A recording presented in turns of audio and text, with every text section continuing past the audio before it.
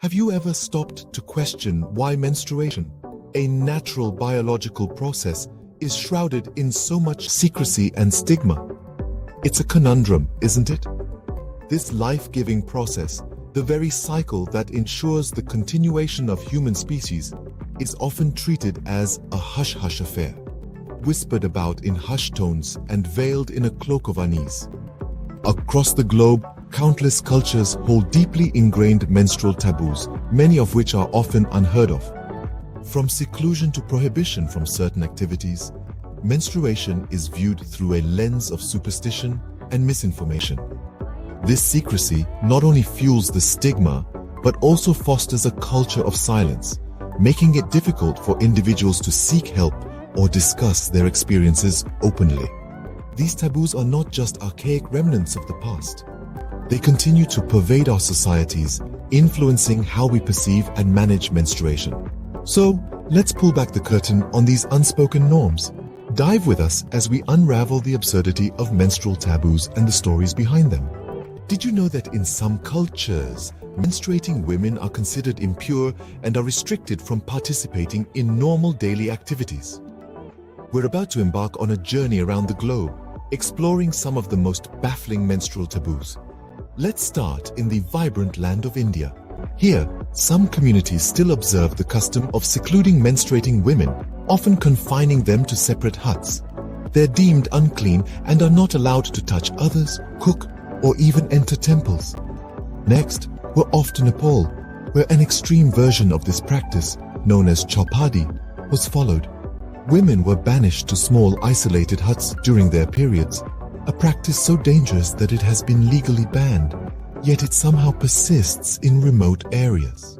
In parts of Indonesia, some believe that the first menstrual cycle of a woman is a negative omen, and she must undergo a purification ritual to ward off bad luck.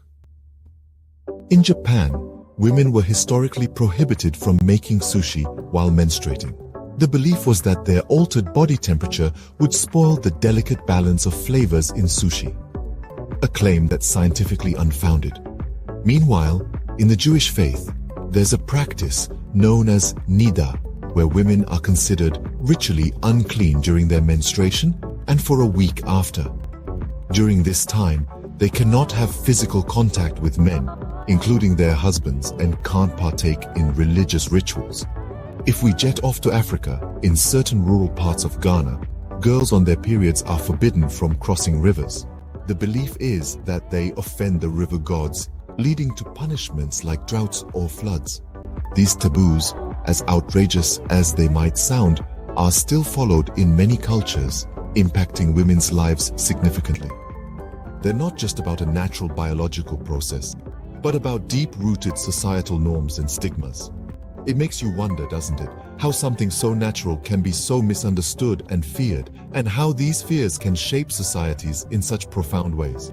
But remember, knowledge is power, so let's keep the conversation going and challenge these misconceptions. Ever wondered what impact these taboos might have on a woman's health and well-being? Let's delve into that.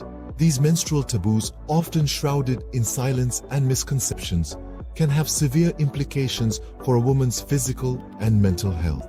Imagine not having access to proper sanitary facilities during menstruation due to some unfounded taboo. This lack of basic hygiene can lead to infections, sometimes severe, posing a threat to a woman's reproductive and overall health. But that's not all.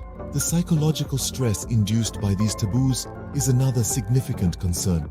The constant fear of polluting something or someone, the shame and embarrassment, the isolation, all contribute to a woman's mental distress, leading to anxiety and depression in some cases. These health repercussions extend beyond the individual, impacting the well-being of families and communities at large. Women are the backbone of our societies, and when their health suffers, the ripple effects are felt far and wide. The impact of these taboos is far-reaching, affecting not just the individual woman, but society as a whole. So, how can we break these taboos and create a more accepting and understanding society? Let's begin by addressing the elephant in the room, the need for education. Comprehensive sex education in schools is crucial to dispel myths and misconceptions about menstruation. Next, we need to foster open conversations about periods at home and in society. This includes men and boys who should be encouraged to understand and empathize rather than shy away from the topic.